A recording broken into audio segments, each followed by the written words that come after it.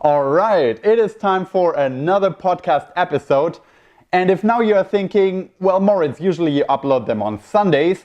Yesterday I was waiting for it, you didn't upload it. What the fuck happened? Were you too lazy to do it yesterday? Were you too hungover? What's going on? Then I have to say, first of all, yes, you are right. Usually I do it on Sundays. And secondly, I actually did it yesterday. I was excited to share a lot of different things that I had on my mind, a lot of thoughts going through my head. So I talked into the camera for about an hour, and then I took out my SD card, I popped it into my computer, I was getting ready to edit what I had filmed now, and then I realized that the entire hour didn't have any sound. So first I thought, okay, that must be a mistake. There must be something wrong with my speakers, maybe my computer is fucked up, what's going on? There was no sound.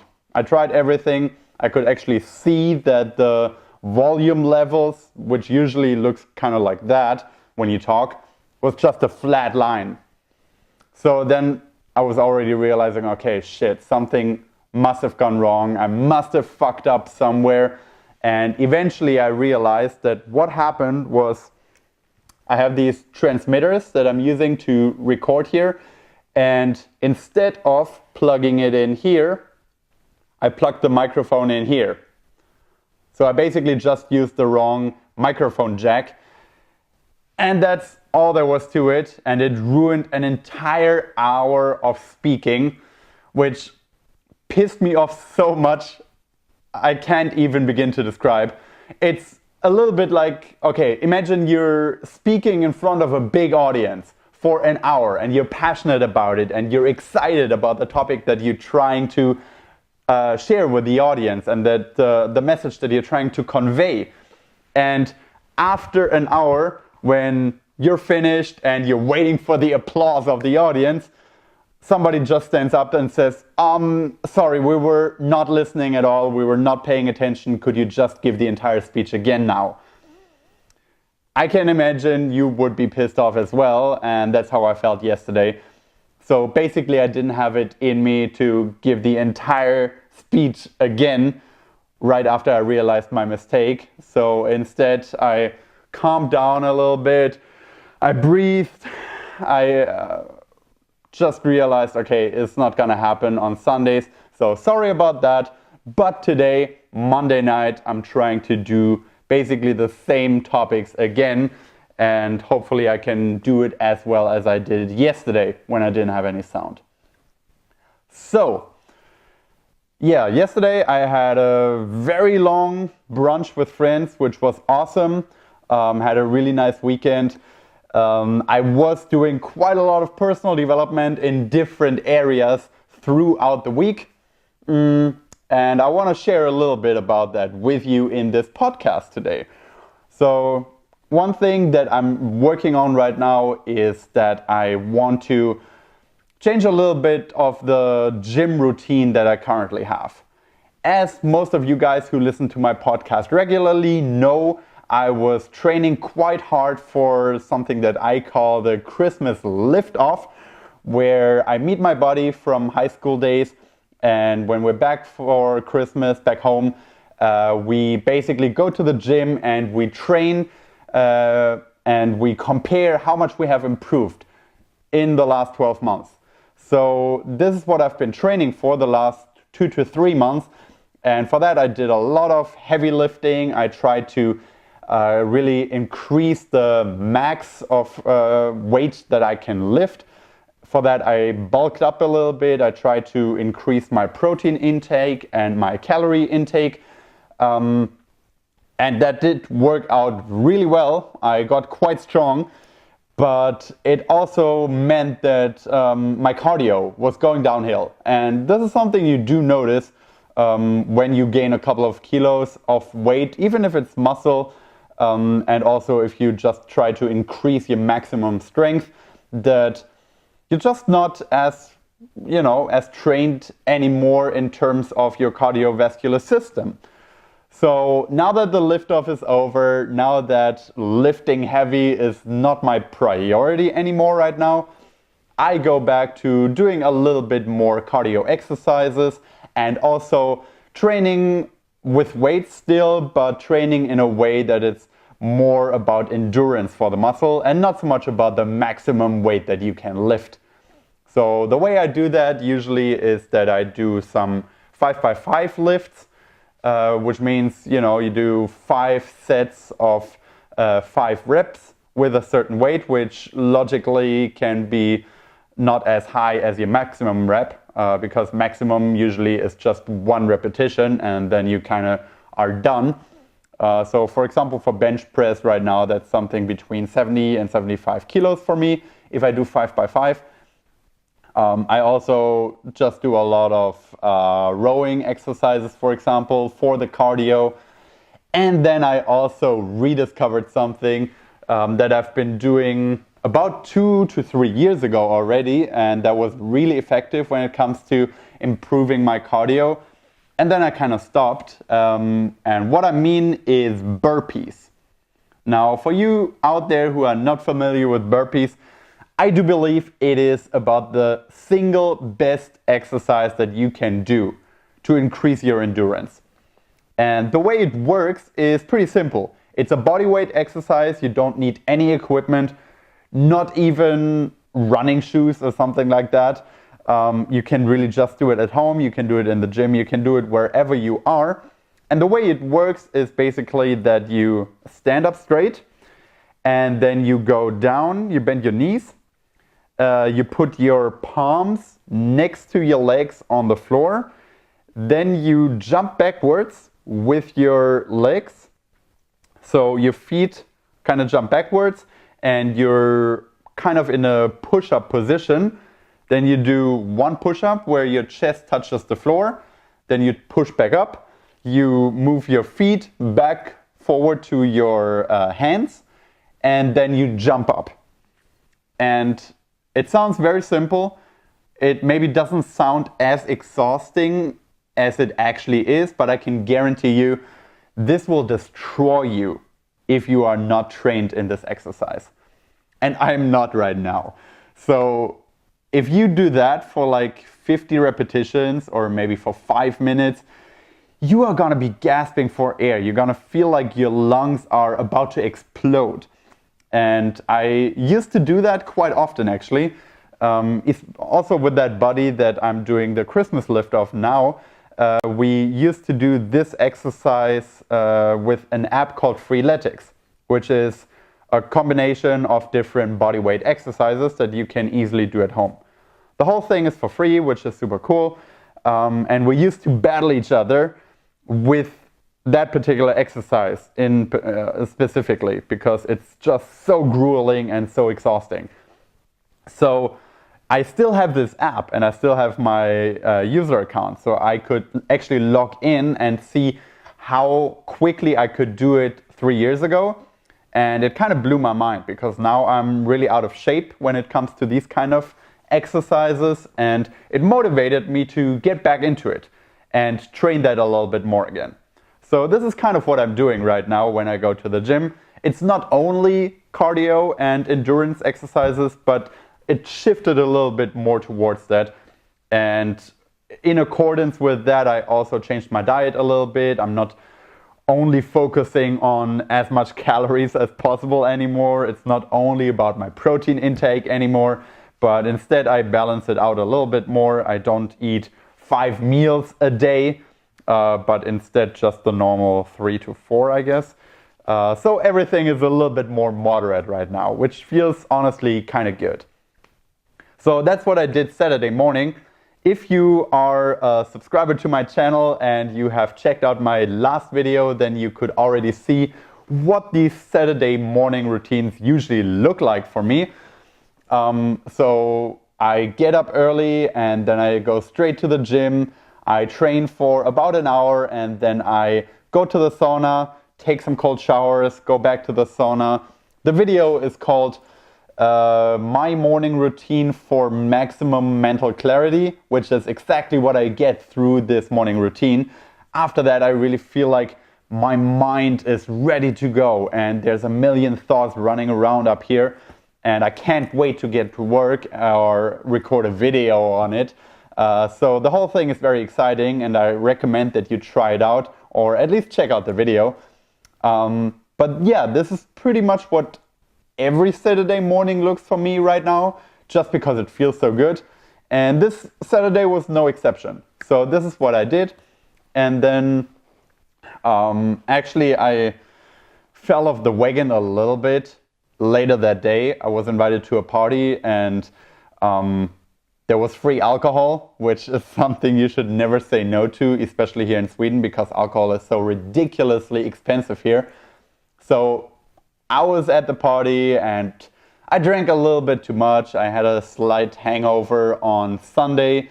I didn't sleep enough because I came home around 2 a.m. and then I had a brunch the next morning. So everybody came here to my place to hang out and have some coffee and bacon and eggs. So I do realize this is not optimal, that you first go train and you break down your muscles, you exhaust yourself, and then on the same day you go and drink and you don't get enough rest. You don't eat properly because you were invited to a party early in the evening, so you didn't have dinner. All of this is far from being optimal. But then again, I am no professional athlete, and I don't aspire to be one in my lifetime. So for me, it's really just about the health aspect and being in kind of a good shape, which I think is important and kind of your responsibility, especially when you're getting a little bit older. I'm 30 now, so it's around that time that you really start to take your health more seriously, and that you start to see when you don't. So you see that things kind of go south if you don't pay attention to your health and to training and to nutrition. So this is kind of my angle there, but that doesn't mean that I don't want to have a good time at the same time, right? So yeah, you know, everything in moderation, right? A little bit of everything doesn't really hurt too much. And still better to train and then go party the same night than to not train at all and still go boozing. So yeah, that's pretty much what it looks like for me with my training right now.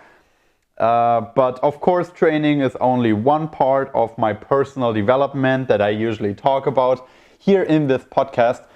And I don't think it's my main agenda in life. I do live healthy, but it's not like my main focus like for other people, especially here on YouTube who have fitness channels. I'm nothing like that, right? What I'm more about are other parts of personal development. And as you know, a big part of that is the books that I read. So I mentioned this before, but I finished this book in the previous week. And once again, I can say it is one of the most well-written books, especially in the realm of nonfiction, written by people who are actually scientists, that I have ever encountered. If you like not only psychology, which is the topic of that book, but you actually like well-written books, if you enjoy somebody who knows how to write well and who enjoys language and how to use it, then check out this book. I know the title is maybe not the most appealing. The title cover is pretty shitty. I honestly still haven't figured out what this is actually supposed to represent, and it bears no connection to the content of the book inside. So can't really say that the cover is appealing, but the content is. So go check it out, especially if you're into psychology, especially if you're into personal development, if you're interested in happiness. I have yet to find a better book than this one.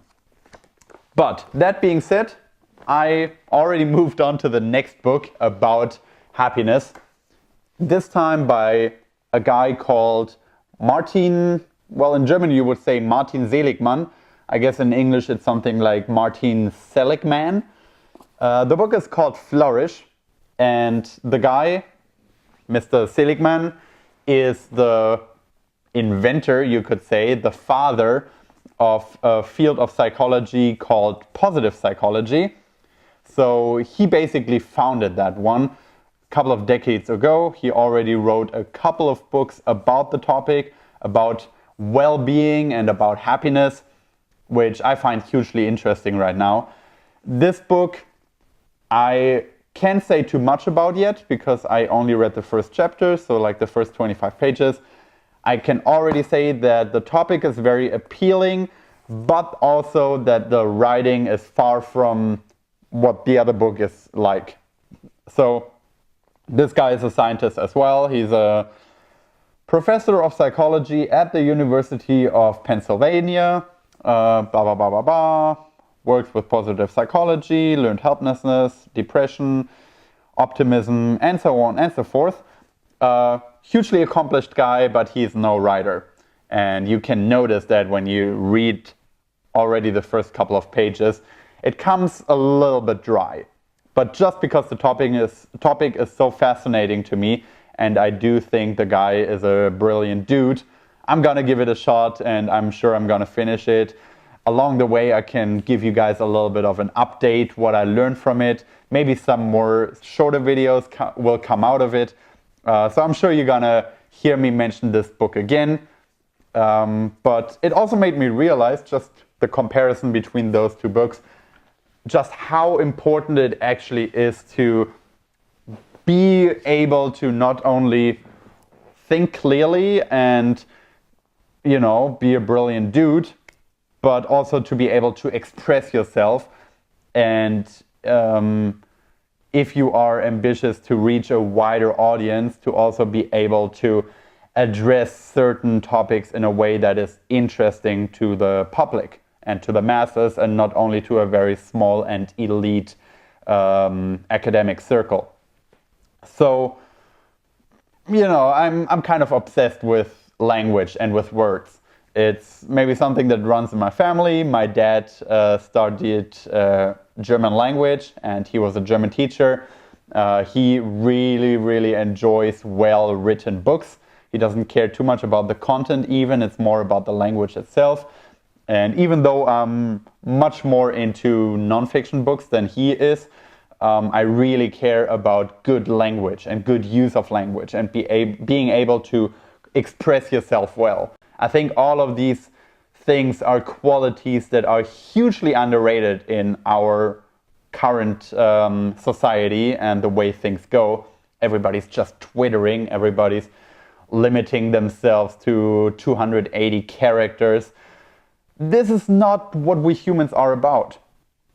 And this is something that he mentions in this book at the very beginning, that one theory why our brain started to expand to the 120 cubic centimeter that it is nowadays, I think, from about, 1,200 cubic centimeters is it now, and it used to be only 600 until there was kind of an explosion in the development of our brain.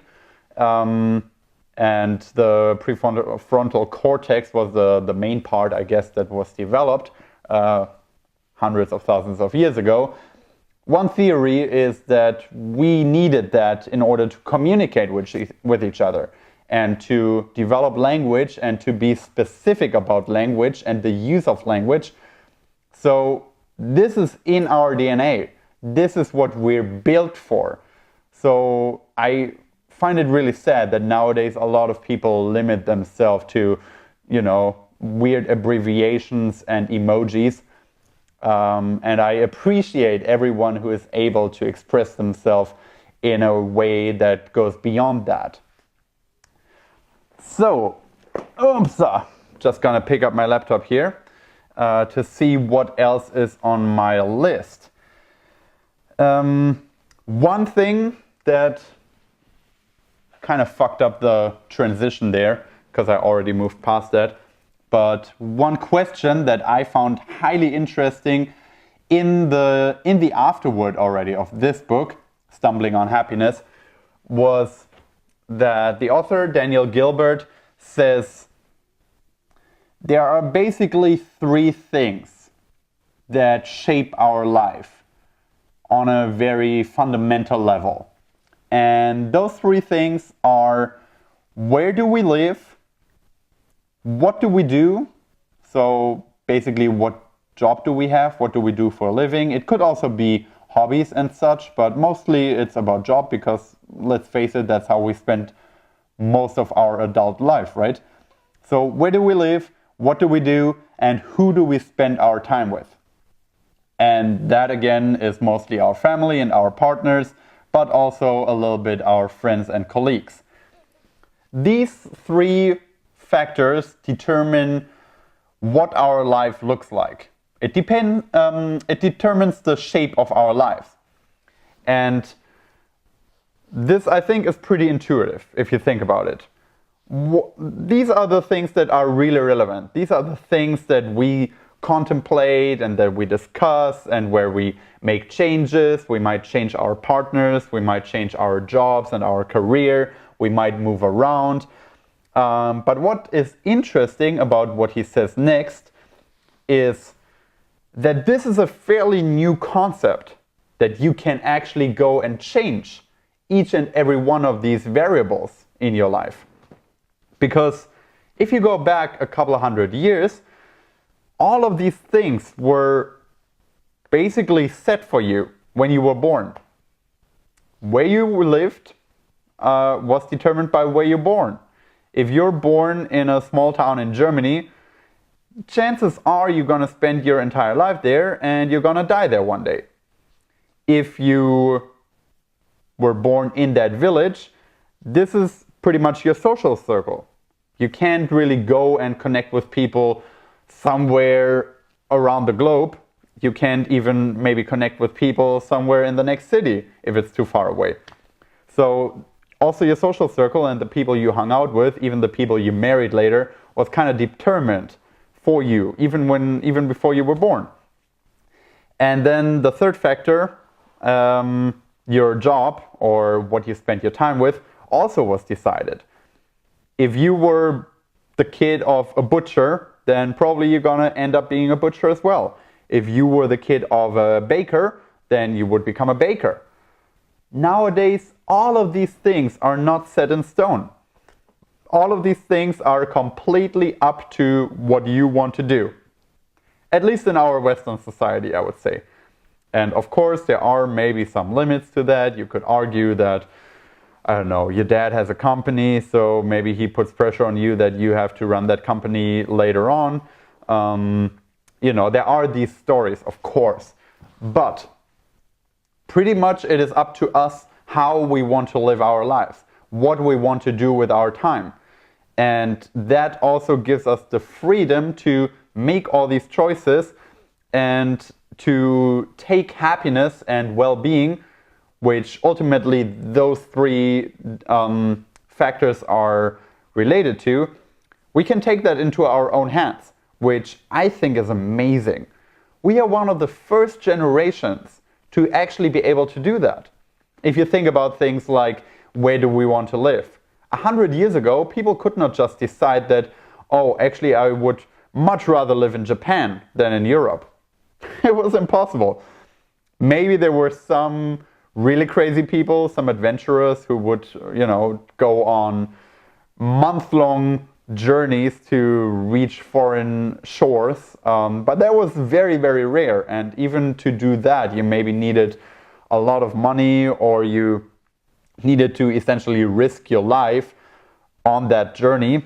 Nowadays, you hop on a plane and 9 hours later, you're across the world and you can start working there. This is amazing if you really think about it. All these opportunities that come with that is simply mind-blowing. If you just take my biography so far, for example, I was born in a kind of small town in Germany, in the south of Germany. My dad was a teacher, my mom is a graphic designer, and here I am, living in Sweden, in Stockholm, doing something completely unrelated to what they are doing as a profession, and surrounding myself with like-minded people, not in the sense of they live at the same location, but much rather those are people who share my beliefs. Those are people who share my values. These are people who want to do the same things with their lives as me. And it doesn't even have to be people that I know personally and that I meet personally, but it could also be people online. It could be people that I listen to. It could be people that inspire me online. It could be people on YouTube, just like what I'm doing right now here. What I'm doing here is creating a community. I'm creating a community, hopefully, of like-minded people who like to talk about the same kind of stuff that I like to talk about, who are interested in the same kind of topics that I'm interested in. This is amazing. We have this opportunity nowadays. And I believe that it is up to us to take full advantage of that. It is up to us to really contemplate what we want to do and how we want to answer these 3 questions about the foundation of what makes our life our life. And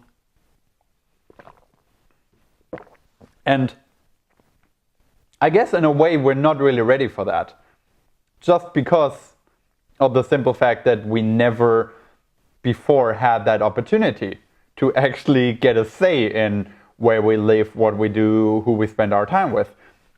So this is something maybe that mankind and each and every one of us has to figure out for themselves still and learn for themselves, because there is no roadmap yet. There is no blueprint, and there's not centuries of shared experiences of how we best answer these questions for ourselves individually.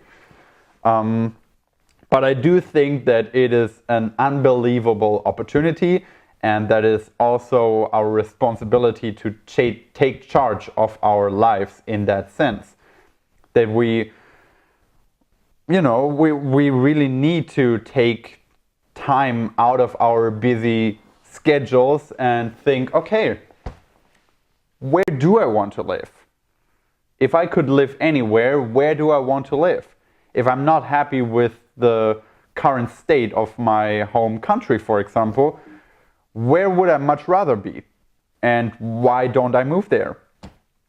If you're unhappy with the friends that you have, why don't you find other friends? If you're unhappy with the job that you're doing, why don't you find another job? Why don't you figure out what you like to do? What kind of value do you want to provide to society and to the people around you? And how can you monetize that? All of these things are really, really difficult questions.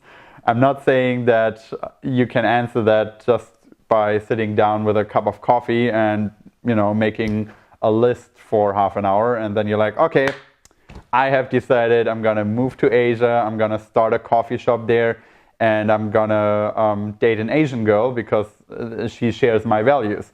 Usually that's not how it goes, but it's an ongoing process, and I'm not sure if it's ever finished, to be honest, but we should be open to contemplation about this kind of process, and we should actually be aware of all these opportunities when we make big life decisions in these different areas. So I just found that a very, very interesting note to end a book about happiness on, to say, okay, these are fundamentally important questions, and nowadays we all have the chance to answer them in a way that is completely unique to us. I think that's a really, really strong point to make and to leave the audience with, because it's completely up to us. And it's not like, okay, you need to study psychology for 5 years and read all these books about psychology to figure out what makes you happy, but you just have to be aware of all these important life questions and how you actually answer them for yourself.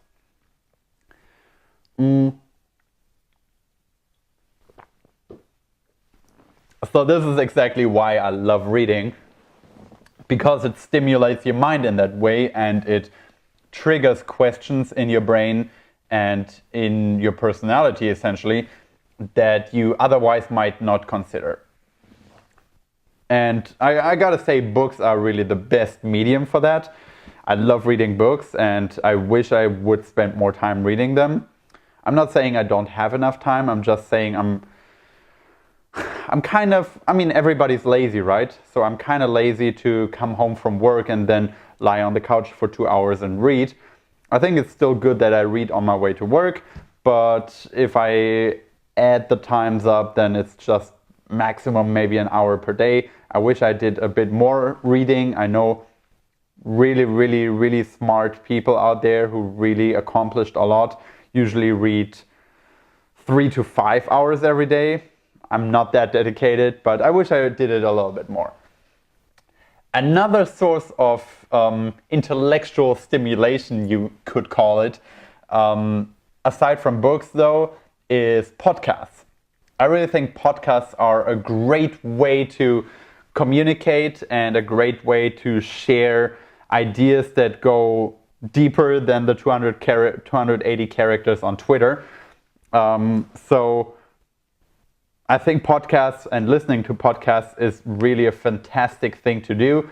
And of course, there's a lot of different kind of podcasts, right? You can have, how should I say it? Like, you could have different levels of complexity when it comes to the topics of the podcast. I personally like to listen to personal development podcasts, and particularly one that I listened to a lot in the past and that I currently start to rediscover is the Tim Ferriss Show. That's how it's called. A lot of you guys might be familiar with Tim Ferriss already. He is the author of the 4-Hour Work Week, the 4-Hour Body, 4-Hour Chef, published a bunch of books, Tools of Titans. But besides being a best-selling author, he also is one of the biggest podcasters by now. He has been doing this for a couple of years. And his angle with his podcast is that he invites top-class performers in really any realm, and he asks those people to break down their routines, their habits, their favorite books, their favorite TV shows, so that regular folks like you and me can gain a little bit of insight. What makes these people so fantastic in what they do, and also maybe get a little bit of an idea what a roadmap to that kind of success could look like for ourselves. It's really hard to figure everything out by yourself. We can't only learn from first-hand experience, so I think listening to podcasts is a great way to learn through second-hand experience. You have all these people who come on Tim Ferriss Show, for example, and they share all their often lifetime of experience with the audience, and all you have to do is kind of pick the raisins, pick what works for you, and then you have to adopt that and implement it into your life. So I think that's really cool. And today, or the last week, I listened more and more to podcasts because now being back at a office job, especially a job where I feel like now I'm getting a little bit of a routine, so I can do things without having to fully focus on it. That gives me the opportunity to actually listen to podcasts when I'm at work. So 2 interviews that I found particularly interesting I want to briefly mention here, both from the Tim Ferriss Show. And the first guy was a dude called Patrick Collison. And if you are like me and you don't connect anything with that name, he is the CEO and co-founder of Stripe. Stripe is a payment company, and I think behind PayPal, the biggest online payment solution as of now. So basically, when you have like a checkout at the end of your online purchase, where you pay with credit cards and other payment methods, that oftentimes is Stripe. So that dude, Patrick Collison, he is 30 years old now, which is really depressing because that's my age. And the dude is a multi-billionaire. He runs this company together with his younger brother. when he first became a billionaire, like about 3 years ago, I think, he was actually the youngest self-made billionaire in the world at that point in time. So the dude is obviously a highly successful person. But what I found interesting is not necessarily that. Because I feel like a lot of people are just super, super efficient in what they do. And they might be, kind of smart in what they do. And then they were at the right place at the right time. They got kind of lucky, if you could call that lucky. Of course, they still had to work super hard. There's no way you can ever reach a certain level of success without working very hard. But then on top of that, you have to have the right timing and so on. So I don't think everyone who gets into like one of these elite positions is necessarily brilliant. But, and there's a big but, this dude is in fact brilliant, I would say. And it was so fascinating to me to listen to just hearing him speak. Because the guy has such a quick mind, and he's so eloquent, and he's so witty, and he's so good at actually expressing his thoughts and ideas to a complexity that is not normal at all. It simply blew my mind. It was so cool to see him riff on all these different questions that he's pondering on a daily basis, and all these different things and ideas that goes into making decisions, for example, as a CEO of such a big company. Then the idea behind running a fintech company and what impact he wants to have on society at large, but also on a more mundane level, you could say. So all of these things he was able to actually break down in the conversation that he had with Tim Ferriss. And this is something that is not normal. A lot of these people, I feel like, are so brilliant that it's hard for them to break down their thought process and actually put it into words that normal people, regular folk like you and me, can understand and relate to. But that guy had this unique ability to actually do that. And on top of that, you could really see how quick his mind is working. Like the computer between his ears, it's working at such a high pace that he could tie all these different thoughts and ideas together and immediately make them come out very eloquently without actually taking a pause to think and ponder and having a lot of ums and ahs and talking very slowly, like a guy like Tim Ferriss, for example, does. If you go and you listen to this podcast with Patrick Collison, you will hear that Tim Ferriss, when he asks questions, he's talking a little bit like I sometimes do. You take your time and you're trying to find the right words, but then you're talking a little bit around the topic before you actually get to the point. And that can be very irritating. And I'm not saying that Tim Ferriss is not a smart guy. He obviously is. But in this conversation, you can see that this Patrick Collison guy is on a whole new level. And for me, that's really fascinating to see. On top of that, I really like that the dude is a very avid reader. He shared a book list with Tim Ferriss, and he called it like his favorite books to read, I think he just said. And he was like, okay, this is my recommendation if you want to read interesting books. These are the books that I like. And Tim Ferriss mentioned that in the interview itself on the podcast. And he said the book list is about 600 books long. Now, to put that into perspective, in order to have a book list of your favorite books that is about 600 books long, you probably have to read about 3,000 to 5,000 books and then narrow it down to the ones that you actually like and that you found helpful and interesting enough to put it on this kind of list. And furthermore, I checked out the list. It's online. You can check it out yourself as well. If you go to Tim Ferriss' website, which is called forourworkweek.com, he shares all the footnotes there. And the list is really about any kind of books that you can imagine. So the guy read books about history, he read, of course, about technology, about programming, about finance, about fintech, about entrepreneurship, about personal development. He shares different novels that he likes. So not only is he reading a lot and he has all these books on his best of list, but furthermore, it's a list that really covers all the bases. Really any topic that you might possibly be interested in, this guy probably read all the relevant books on this topic. For me, this is just so cool to see, and I think this guy is nothing short of like a genius from the conversation that I heard, at least.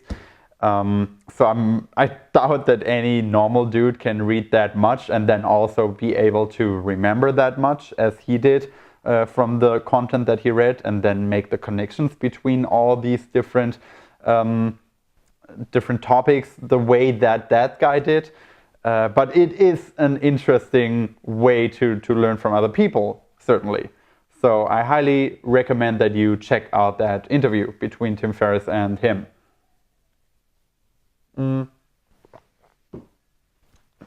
The other guy that I just briefly wanted to bring up here is a dude called, again, I have to read the name because it's a tricky one, Greg Mcewan, if I pronounce that correctly. And he was another guest on Tim Ferriss' show. He is an author of a book called Essentialism, which came out already a couple of years ago. I remember seeing the book cover around. If you Google the book called Essentialism, you might have seen it as well. But I never really thought much of it. Didn't really know the guy, the author, or what the book was about in detail. But now, after listening to the conversation that he had, I kind of have an idea. And it was super, super interesting. The guy is working as a consultant as well for mostly businesses in Silicon Valley, I believe, but also for private people. And he teaches them how essentialism and minimalism can be beneficial to what they do in their business and in their private life. So basically it is about how can you simplify your life in a way that it is so simple that you don't have any extra baggage in processes, in things that you do, and so on and so forth. But it's not too simple that you take away from the value, that you take away from the outcome that you want to produce in any way, shape, or form. And I think that's a very interesting question. I remember an artist, I forgot who it was. I remember there's a saying that goes something like, being a genius is about taking away as much as necessary, but not more. I totally butchered that quote here. In the real quote sounds way cooler. Look it up. I forgot who said also. But I think essentialism is something that is relevant to all of us, especially in our day and age where we have such a surplus of anything that we want to consume in any form, whether it be YouTube videos or maybe books that we read, or different career opportunities, or different choices of partners, or of course things that we can buy, materialistic things. We have a abundance of pretty much anything. So essentialism, I think, is something really important to consider, especially as you get older and you have more and more opportunities showing up in your life and more money to buy pretty much anything you want. So check out that conversation if you want to spark some new ideas maybe in your mind, if you want to get stimulated with a new and exciting idea. That's what happened to me, and that's why I'm bringing it up here. One more podcast that I want to mention here, and then I guess I'm gonna wrap up eventually, is a podcast that is not really relevant for personal development directly, but indirectly I think it is. And it is a guy that I've been listening to a lot just because I find him hilarious. His name is Burr. He is currently what I believe to be the biggest stand-up comedian in the world. He goes on world tours, he fills arenas. I guess Kevin Hart, for example, is a really big name as well. Louis C.K., maybe not anymore after his big scandal last year, but used to be a big name as well. But Burr, he's definitely up there amongst the greats right now. And he also has a podcast where he actually records twice a week, and he, just riffs on politics and on his daily life, what happens when he's on tour, when he's traveling a lot, all these different things, his relationships. Talks a lot about women and his relationship to them, even though he's been married for a couple of years now. Besides the fact that he's a brilliant comedian, in my opinion, it's really interesting to see how personal development plays a significant role in his life and in his career. Because the dude is not into personal development per se. I feel like a lot of the people who talk about personal development do so professionally or semi-professionally. They're really into it, so that's why they talk about it, obviously. Including me, by the way. I mean, I'm really fascinated by all these different aspects of self-help and personal development. So that's why I'm running this YouTube channel and this podcast. But it's quite rare to find people who talk a lot about personal development without actually being interested in personal development, if that makes sense. So Burr, as an example, he is a top performer in what he does. He's definitely mastered the craft of stand-up comedy. So he talks a lot about the process of mastery. And he talks a lot about the things that go into actually becoming as good as he has gotten in doing what you do. So, for example, he would mention how, he got into better shape and he pays more attention to his training and his workout routine. And he paid attention to his diet, which now he's 50, so he has to do that kind of if he wants to stay in good shape. But when he started out, when he was like 25, he obviously didn't do that, especially being on the road and being kind of poor and broke all the time. He only ate shit food. And he, after a while, figured out that that negatively impacts his way and his ability to perform on stage. So then he, cut out the junk food. He talks about his kind of struggle, you could say, with drinking too much and how that impacts his performance negatively as well. He talks about different routines that he has to get into the right mindset. He talks about routines that he has to be more creative when coming up with new material. He talks about his way of taking something that is kind of raw and, funny, but you only tried it once, and then the second time you try it with a different audience, you kind of fuck up and it completely bombs. And he talks about his process to shape that into a joke that is actually consistently funny, which is an incredibly hard thing to do if you really think about it, and if you break it down to all the small little nuances that go into making something funny and interesting to an audience all around the world. So all of these things are so relevant to personal development. It is personal development and the path to mastery in and of itself.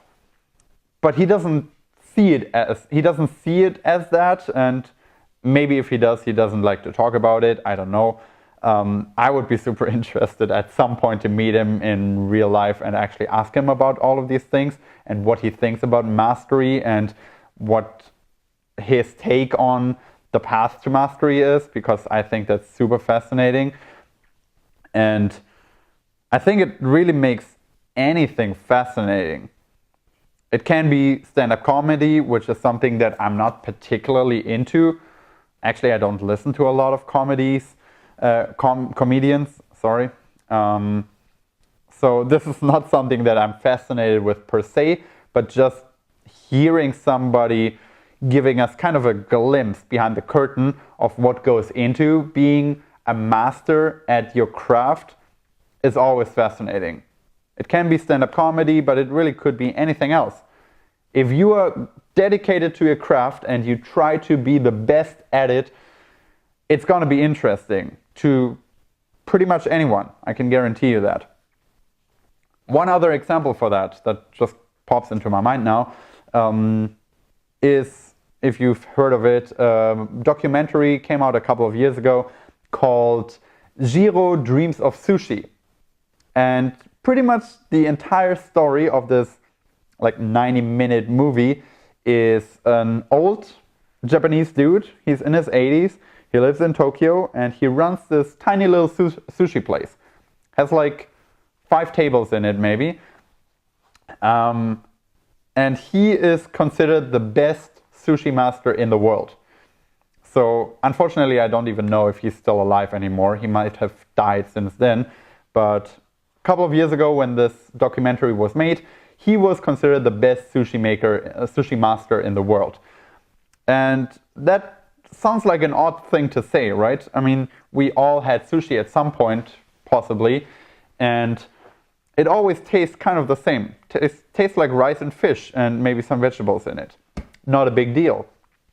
But when you watch this documentary and you see what this guy actually puts into making the best sushi possible, it is kind of mind-blowing to see how he cooks the rice and how he knows exactly how hot the water has to be, how long the rice has to be in there, when to put the rice into the water, how he chooses all his ingredients, where he buys the fish, how he knows where the fish comes from, how he knows exactly who to buy the fish from at the market, how he chooses the vegetables, how he prepares the fish then and the vegetables, how he chooses his apprentices and the people that he works with.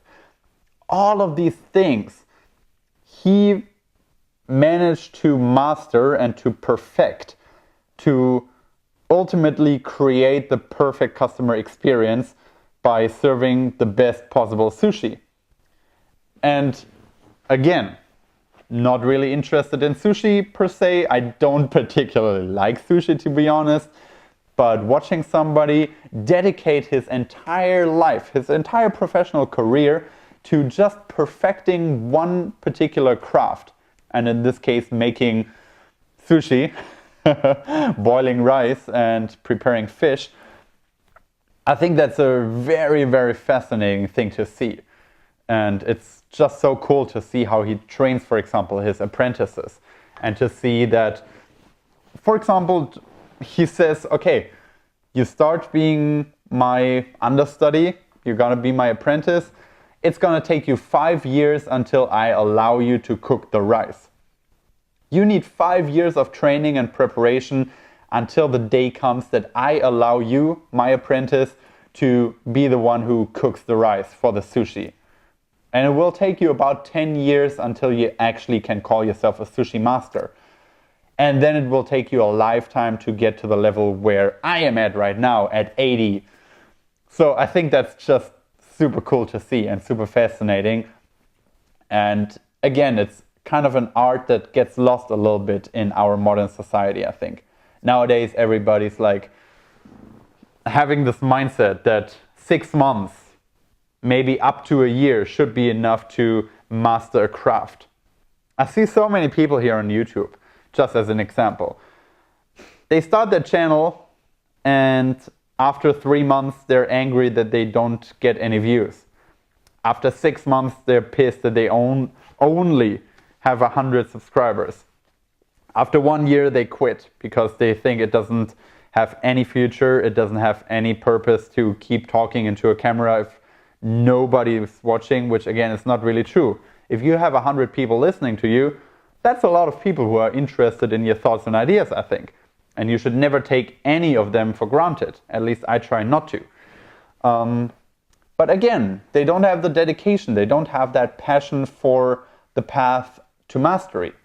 And I believe that I do. I believe that I have a lot of shortcomings, but that I do have this mindset that mastery is really never finished, and that you always have to keep working and improving your craft, and that it is a very cool thing to dedicate yourself to a craft and then stick with it to the bitter end and see where the road takes you. I think that's way cooler than always just scratching the surface of things and never really digging deep. But with that, I want to leave you here. I've been talking for almost an hour. I'm very happy that I got around to record the podcast again after fucking up so badly and getting so pissed about myself yesterday after my microphone failure. Hopefully this time it works when I now go finish this podcast and edit it and upload it so you guys can enjoy it. I hope there was some value in it for you. Please let me know if you have any thoughts and ideas on what I talked about today and what I covered, but also if you have any other things that you would like to hear discussed on this podcast and in these videos. I'm really open for any suggestions, and I'm excited to have this kind of conversations. And I know I say that a lot, but I'm really thankful and I feel blessed for the audience that I have here and that I have this opportunity to connect with people essentially all around the world who have a similar mindset than I do. So with that being said, enjoy your Monday evening, and as always, talk to you next time.